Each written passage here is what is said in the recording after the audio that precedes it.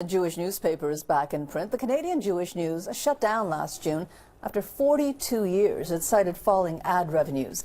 English Montreal does have a wealth of small community papers, many of them serving the Jewish community and all to varying degrees of success. Mike Cohen is a freelance journalist who writes for a lot of those papers. So welcome. Thank you, Mutsumi. You know, it's amazing when I stop to actually think about how many local community papers there are in English Montreal. It's really quite astounding. What role do you think they serve in the community? Well, I mean, I know I've been writing for the Suburban since I'm 16 and I'm 50 now, so you can do the arithmetic.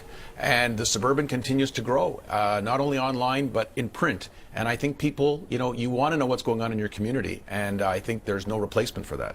You know, a lot of people say that, the English community here in Montreal sometimes feels like a community under siege, And as a result of that, do you think the community papers play maybe a greater role than they might in other places like Toronto, for example? Absolutely, 100%. I think people feel secure knowing that their local information is going to be at hand, that the local paper is going to advocate for them, write editorials, write columns, publicize their community events, get people to turn up at their events. And we saw it with the Canadian Jewish News when it was going to fold, and the groundswell of support that they got from across Canada to bring them back to life again.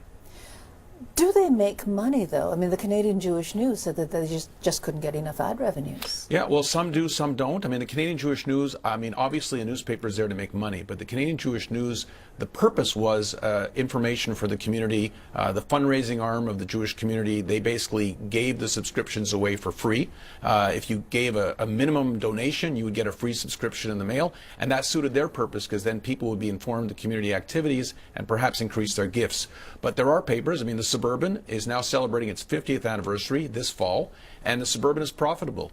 And they've expanded in the last year at a time when newspapers are folding. When you see Hour and the Mirror folding, the Suburban expanded. It opened up a Laval edition in January. It's thriving. It's doing very, very well. And so it depends if you know your market. But is it as simple as that? I mean, is it simple enough to say if you know your market, you're going to succeed while others don't?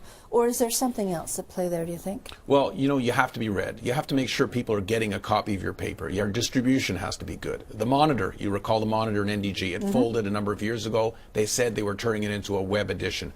I wrote for the Monitor for many years. It had its ups and its downs. So it disappeared. And then all of a sudden, the free press came around. With the Westmount Independent. An independent, David Price, a publisher, created these brand new papers from scratch, decided to deliver them by Canada Post, and it's working, and he's doing very well. The Westmount Independent, in fact, has surpassed the Westmount Examiner, and the Free Press has certainly replaced the Monitor. Do you think any of these papers, though, would really work well on the web? Because I know that the reason I see them, and I'm reminded that they exist, is you go to a dépanneur or you go somewhere and it's there and you pick it up and you read it. Would it work as well if they were on the web? Well, I think we're getting there. In the case of the Suburban has an online paper called The Magazine. It's got a beautiful online. Yeah, the Suburban Magazine. It's every second Friday, goes online about 4 o'clock in the afternoon, and the readership is growing, but it's not the same as the Wednesday paper that comes to your door, that goes to your dépanneur, that people pick up. Look, Mutsumi, I'm an old-fashioned guy.